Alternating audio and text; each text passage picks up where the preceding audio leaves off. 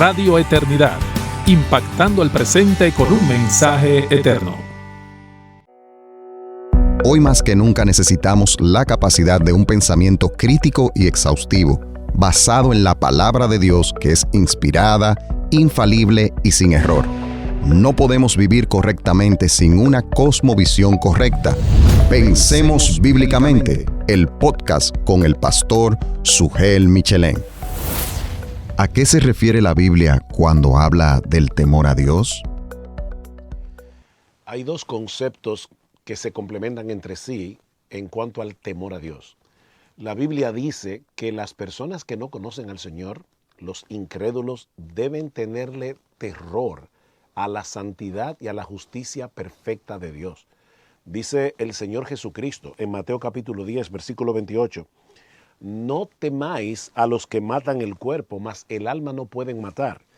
Temed más bien a aquel que puede destruir el alma y el cuerpo en el infierno.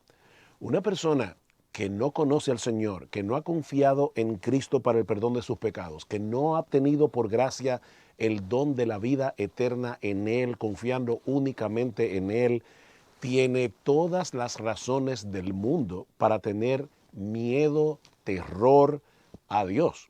No porque Dios sea un ser iracundo, no porque Dios sea un ser malo, sino porque Dios es perfectamente justo y Él no tendrá por inocente al culpable, dice en Éxodo capítulo 34, versículos 6 y 7. Nuestro Dios es perfectamente justo y algún día todos nosotros nos presentaremos en su tribunal para dar cuenta de nuestras vidas. Dice en Hebreos capítulo 4 que todas las cosas están desnudas y abiertas a los ojos de aquel a quien tenemos que dar cuentas. Ahora, ese mismo Dios que es perfectamente justo, que es perfectamente santo, también es bueno, es amor, es un Dios sabio, es un Dios bondadoso y por eso Él diseñó un plan de salvación para que aquellos que confían en Cristo y en su muerte en la cruz sean salvos, sean perdonados de todos sus pecados. La pregunta es, una persona que ha venido a Cristo en arrepentimiento y fe, ¿debe tenerle temor a Dios en el sentido que acabamos de describir y que el Señor mismo habla en Mateo capítulo 10? Y la respuesta es no.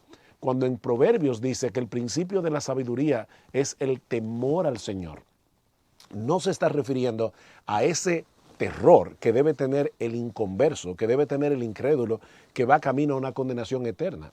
En este caso, la palabra temor se refiere a esa reverencia, a ese sentido de asombro, que está ligado al gozo, a la admiración del Dios que nos salva y que nos salvó en la persona de Cristo y por medio de la obra de Cristo. Entonces, en ese sentido, ¿a qué se refiere la Biblia cuando habla del temor a Dios? Bueno, en cuanto a los incrédulos, se refiere a ese temor que deberían tener a Dios. De hecho, dice la palabra en Romanos capítulo 3, que uno de los grandes problemas de las personas que no creen en el Señor, que no confían en Él, es que no tienen temor de Dios y por eso viven como viven.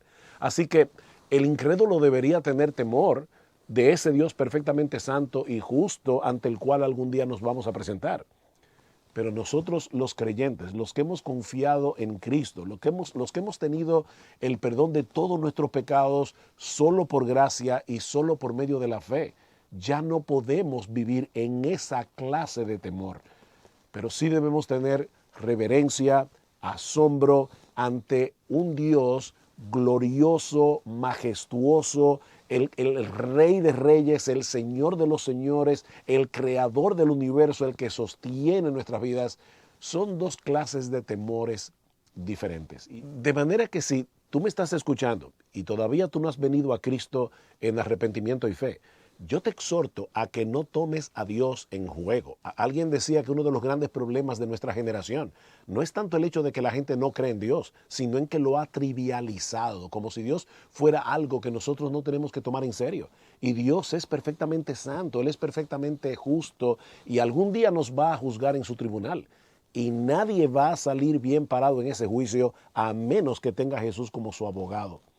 Pero si tú has confiado en Cristo, sigue alimentando ese sentido de asombro, ese sentido de reverencia por la gloria de nuestro Dios. Eso va a transformar toda tu vida y te va a permitir andar en obediencia, servir y adorar a nuestro Dios como Él merece ser amado, servido y adorado.